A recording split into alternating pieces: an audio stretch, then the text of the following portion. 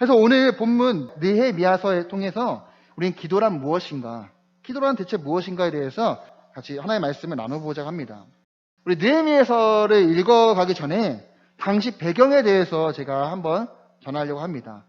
자, 기원전 586년경쯤에 남유다가 강대국 바벨론에 의해서 멸망을 당하게 됩니다.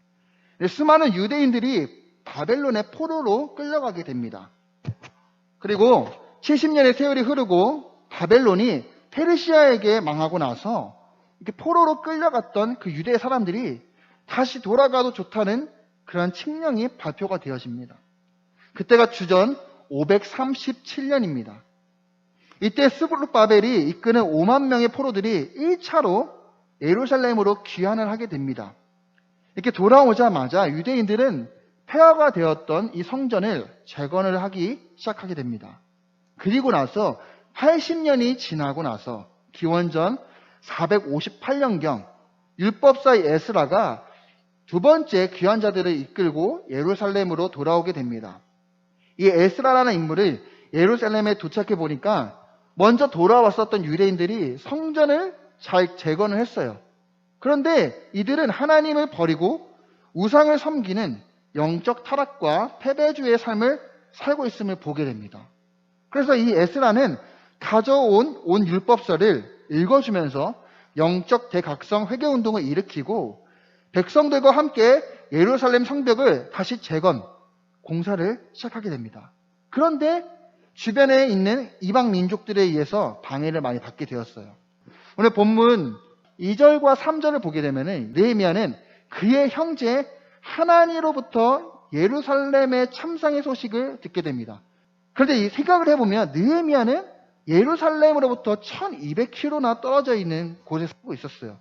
본문에 나온 느헤미야의 이 반응은, 느헤미야는 이스라엘의 민족을 소식을 그냥 흘려듣지 않았고 평소에도 꾸준히 나라와 민족에 관한 관심을 가졌다는 것을 예측해 볼 수 있을 것 같습니다. 본문 4절을 볼게요. 이렇게 하나님으로부터 들었던 그 내용들을 듣고 나서 느헤미야는 바로 이런 반응을 보게 됩니다. 4절, 내가 이 말을 듣고서 앉아서 울고 수일 동안 슬퍼하며 하늘의 하나님 앞에 금식하며 기도하여 라고 기록되어 있습니다. 여러분, 누군가를 위해서 기도하고 주께 범죄한 죄들을 자복하고 더불어 자기 민족 이스라엘의 죄를 자신의 죄로 여기면서까지 하나님 앞에 나아가 회개를 하는 느헤미야의 이 모습, 이러한 모습은 바로 진정 리더자의 모습 중에 하나라고 저는 말할 수 있을 것 같습니다.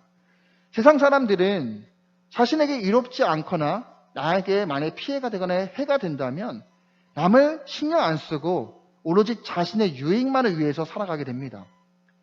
더불어 남을 탓하기만 하죠. 너 때문에 내가 이런 꼴을 당한 거 아니냐, 너 때문에 내가 지금 이런 수모를 겪는 거 아니냐, 남을 탓하기만 하는 모습들을 세상에서 많이 보게 됩니다.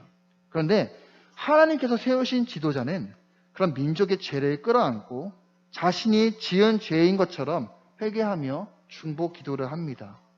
느헤미야가 이렇게까지 할 수 있었던 것은 자신과 그리고 이스라엘 민족을 하나님이 맺어주신 한 몸, 운명 공동체로 여겼기 때문에 가능했습니다.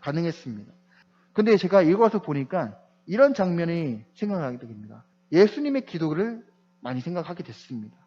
우리의 모든 죄를 짊어지시고 또 사하시기 위해서 하나님께 기도하며 십자가에 돌아가신 주님이 많이 생각났습니다. 십자가에 못 박히시고 골고다 언덕에서 매달려 있었을 때 사람들은 예수님을 보고 너 메시아면 내려와라 모욕하고 핍박을 하고 하는데 예수님은 그 당시에도 저들의 죄를 용서해 주시옵소서라고 주님은 기도를 했습니다. 말씀을 맺겠습니다. 느헤미야의 삶을 살펴보면요, 그는 자신의 민족과 나라를 사랑하며 관심을 가졌습니다. 더불어 그들을 위해서 기도해주며 하나님께 나아갔어요. 근데 오늘날 우리가 살아가는 이 시대에 우리 주변에 보이는 것이 혹시 무엇이 있나요? 여러분 주변에 살아보면서 무엇에 더 관심을 쏠리고 무엇에 더 마음을 쓰게 되나요?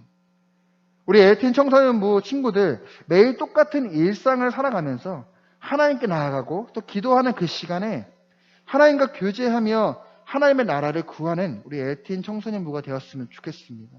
그리고 이것을 하나 기억했으면 좋겠습니다. 우리가 하나님의 말씀을 믿고 기도할 때에 하나님께서는 여러분들을 통해서 일하심을 잊지 마시기를 바랍니다. 오직 기도할 때만이, 우리가 기도할 때만이 하나님께서 일하실 때입니다.